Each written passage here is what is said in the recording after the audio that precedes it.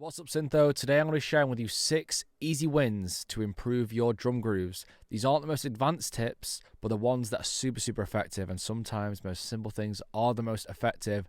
And I know all too well what it's like sometimes to forget about just doing the basics to improve your grooves. So I'm going to timestamp this video so you can jump across to find what you want, but I'd highly recommend all of you checking this out. It's especially effective for the tech house kind of fast, speedy grooves. So let's get into it. So folks, I'm going to show you 6 techniques which helped me create this vibe when I was trying to create something in the style of Rossi, but ended up creating something a bit more underground as something I'm really digging, so I'm actually going to pursue it in my own way. But before I carry on, I was like, I might as well share these golden nuggets and breakthroughs that I've made. So listen to this.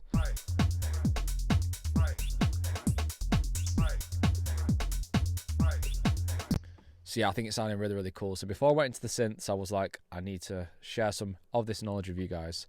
So I'm going to close this groove now and talk you through each point. And we're first going to load a 909 kick drum. So I'm going to type in 909 bass drum. And I'm often finding my 909s from... let me show you. So this pack is called... From Mars. It's samples from Mars and 99 loops from Mars. So I'd recommend checking this out.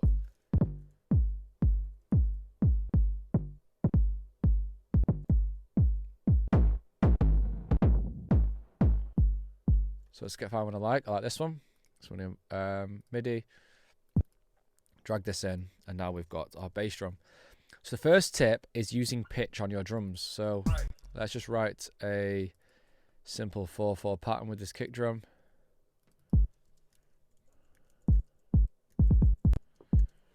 And something that sometimes we forget is that we can actually manipulate the pitch of the sample to create different vibes. And I often find that these kind of driving tech tracks, it's kind of hard to define, but the one I was just making actually have kicks pitched up a bit. So if you hit controls,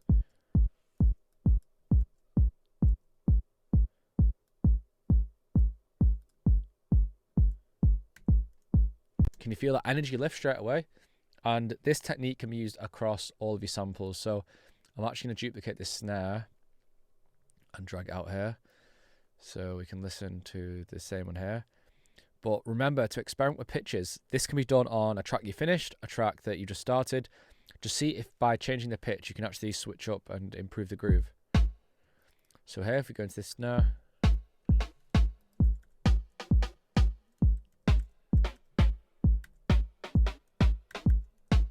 see there, that's 2. Let's see this one I've layered with it.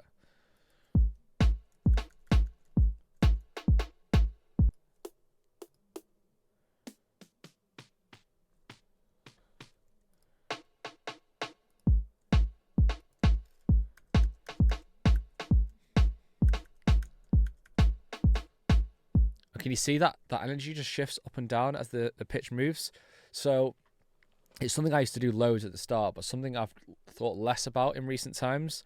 But honestly, just switching up the pitch can really change the groove and get it tighter and just set you up for that next step in the track.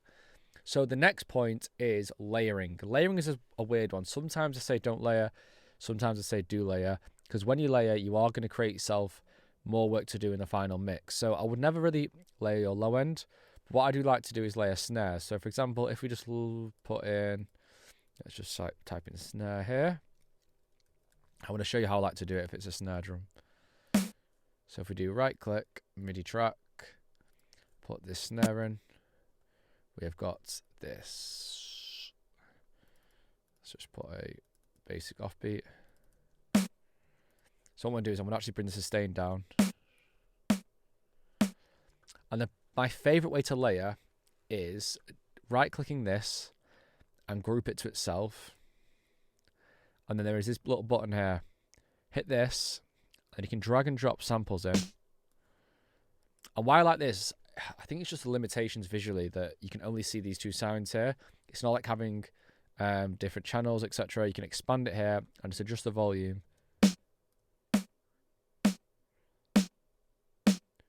And to me, it just feels like one sound. Like you could have grouped it to a drum rack, but I don't know. I like this. So let's just put this with the kick.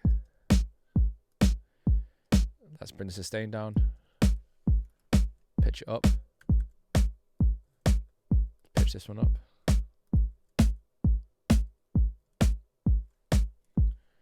And when I draw a MIDI pattern now, it'll play both the snares. Like that, to do 2 MIDI patterns.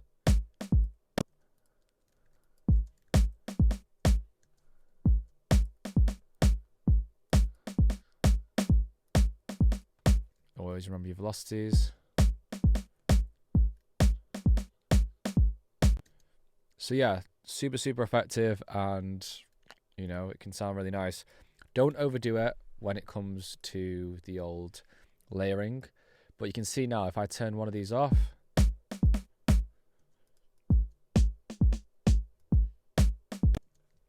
but you can blend them like this.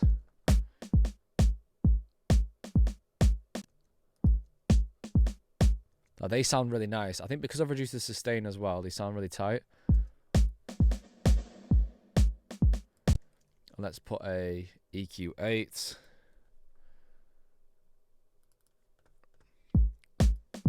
Make it a bit tighter.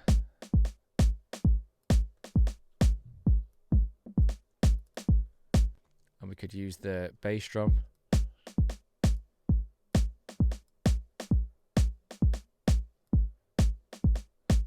Got a really cool tight groove. So my next tip is when using loops, and a lot of these style tracks like this, rolling tech house, use loops. So I'd recommend everyone investing in some loops. Well, not loops, sample packs that have loops inside. Everyone is using loops between me and you if you've not already noticed. So I'm going to go for Thomas Penton pack, which I've used a lot before. Essential loops. I'm going to go hi-hat loops.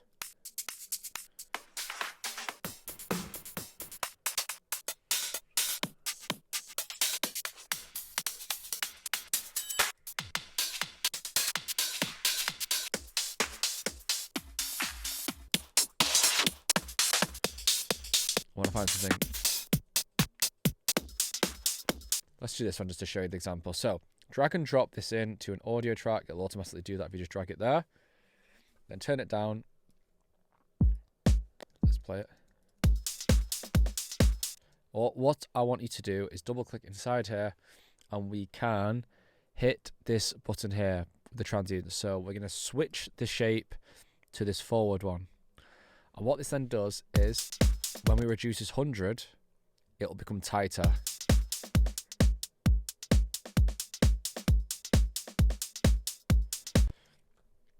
You can already hear it. This is that sound you hear in a lot of these tracks.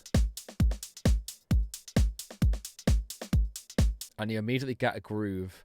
And I find this is really good if you're in a bit of a creative rut and you're not sure what to do. It almost works on any kind of loops. So let's go for a percussion loop if there's one in here. Like a filler loops are very good for this kind of thing as well. So if we press play with the filler loop in full,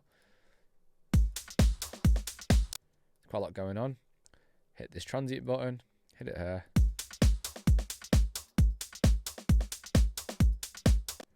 And again, we could play with the pitch if we wanted to make it more unique. We could do all sorts of effects. Let's pitch this down maybe.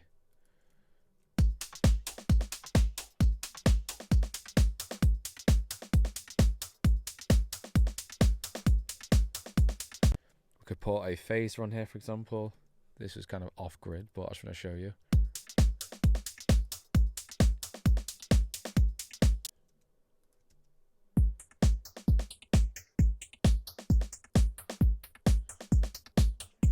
Fill loops are actually better to use for this than hi-hat loops. They tend to just have a bit more kind of wiggle to them and leaves it open to do your own hi-hat grooves. So the next thing I want to show you is something when you build out your actually no, I want to show you this one first. So a lot of 16th grooves. So 16th grooves really just means to me like clavs are good for this, or little modular sounds. You know, little clicks. Like this. So we can either do it by by hand.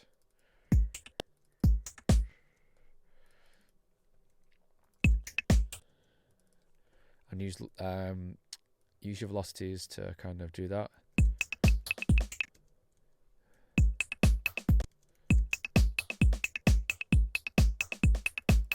have it quite far back in the mix. And you start getting this roll. You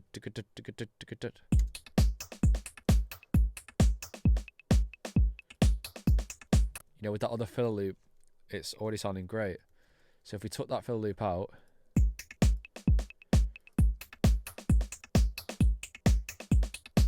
and let's put some maybe reverb, delay. Let's put some pan on that this thing we've added, and you'll start to hear.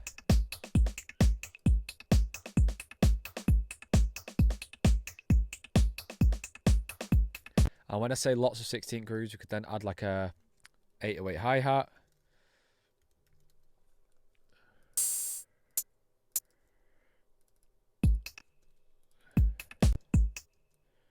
Let's have this again, now the velocity's like this, and have it quite down in the mix. And we'll start to get this real speed. And with that phaser on there, it's sounding really, really good.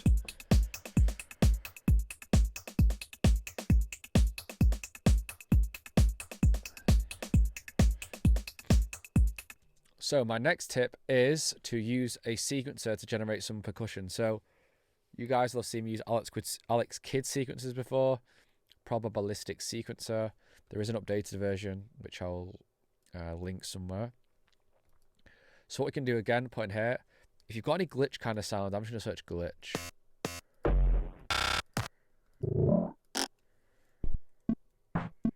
That's good. This is from a pack called Waveform Recordings Tech House. If we click random here, it'll just generate a random pattern. Well, this is actually like a synthetic sound, so it's probably better to have some kind of like modular.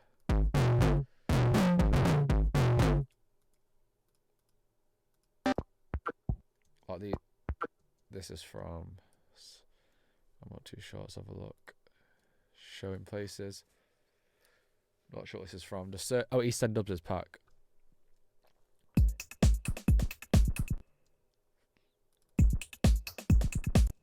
So we could put this.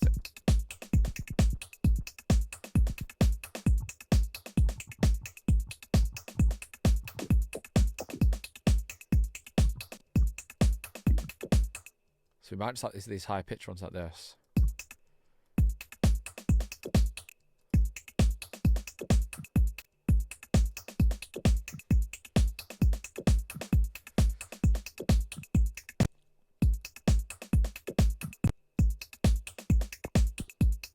See, that's cool.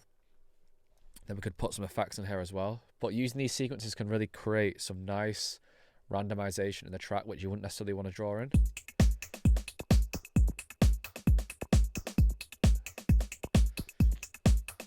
I apologise, I've got a bit of a cold today, so I'm really fighting through it. And the last thing I've got is end of bar fills. So I'm going to call this mod. And the end of bar fill just means putting something at the end of the bar which fills the space. So I'm going to go for an open hi-hat and show you this. So what you want to do with this is, let's go for this one. And end of the bar just basically means put something at the end of the bar, so we go.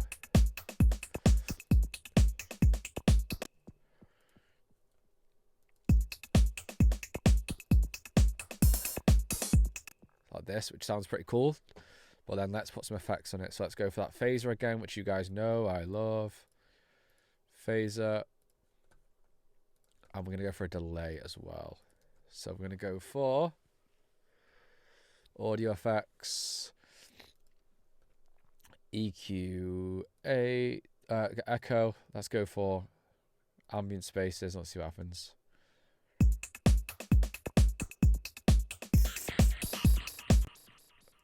Oh, nice.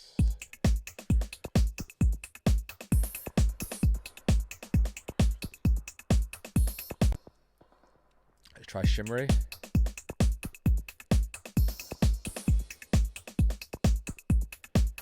So let me show you the track I had before. I'm going to talk you through the techniques quickly of what I did in this one. So if I take the bass out, so it's a bit less bassy. Let's compared to this one. I'm going to put these vocals inside this one as well, so we can hear these. And we'll move on to kind of like vocal glitches into another part, I think. So let's listen to them here.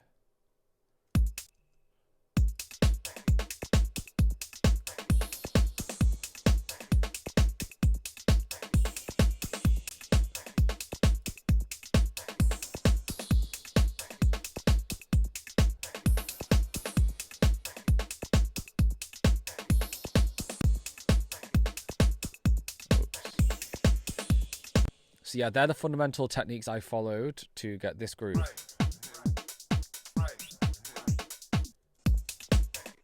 Let's get this open hat in here as well, because that's adding quite a big part of this groove. And then in another part, which I think what else we've got some more loops. You can layer quite a lot of loops, so depending on what loops you've got, like you just literally put loop.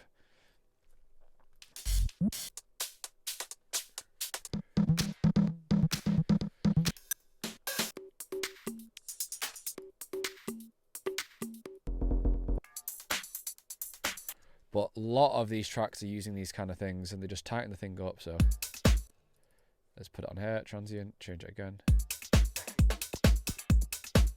See how much groove that adds every time.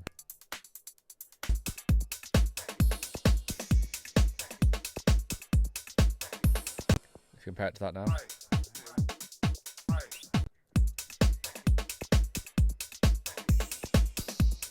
This is arguably groovy in that other one now.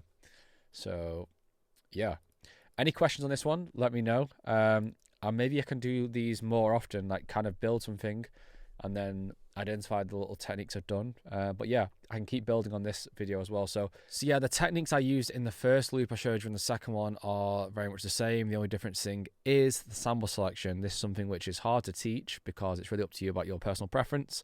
I would always say with sample selection, just be open to experimenting and don't be scared to try and change things. Obviously, don't overdo it and don't be too hesitant. Is that the word? But yeah, hopefully you enjoyed it. Peace.